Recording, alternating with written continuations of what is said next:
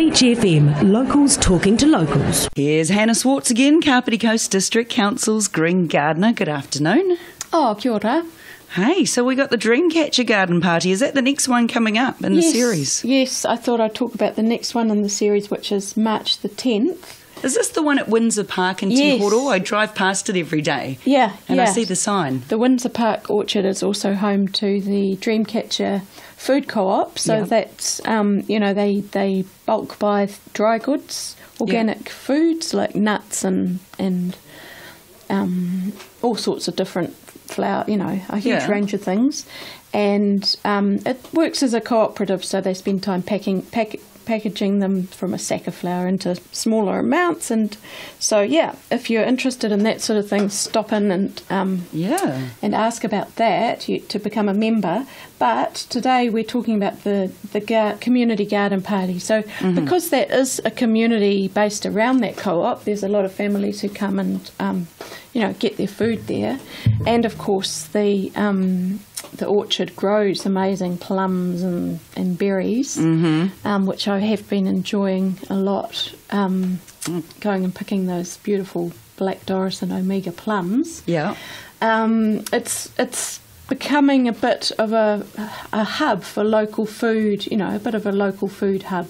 So local food is quite, as well as being just yummier because it's really fresh. Yeah. It's sort of about food security and resilience, reducing food miles so that not using a lot of fossil fuel burning, shipping beans over from America or whatever. But also, if something happened to disrupt the local roads or air traffic, then local food becomes very, very important. Absolutely. So that's sort of just a bit of a background. The actual garden party is coming up on March the 10th, and it will be most of the day through till the dusk. There'll be all sorts of different workshops. If you're interested in foraging wild foods, they'll have someone walking around foraging edible, showing you which plants you can eat and which you can use for medicines. Oh, brilliant. So that's always really interesting.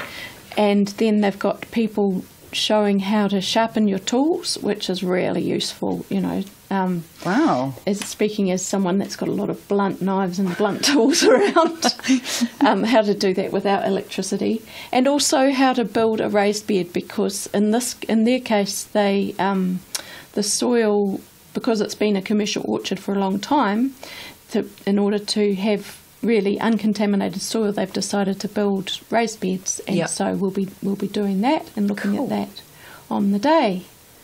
Yeah, and what they're really interested in, what they're going to try growing over the winter, is lentils. So that'll be growing lentils. Yes. So lentils, of course, if you ever think about them, they're in the bean family, and they grow in a little pod. Yeah, like a mini bean. I've only seen them in a packet when my mum pours them out to soak in water. Exactly. So I've never seen a lentil plant growing. Wow. So that'll be really interesting to sort of just push the boundaries a little bit about what we grow in Kapiti. Cool. Okay. Well, that's coming up on March the 10th at the Dreamcatcher Co-op, but it's at Windsor Park. Windsor Park, Te Horo, main road. Yeah. All right, you can't miss it. It is just north of Te Horo Beach Road. All right, we'll catch you tomorrow. Thanks, Hannah. Kia ora. 106.3 Beach FM.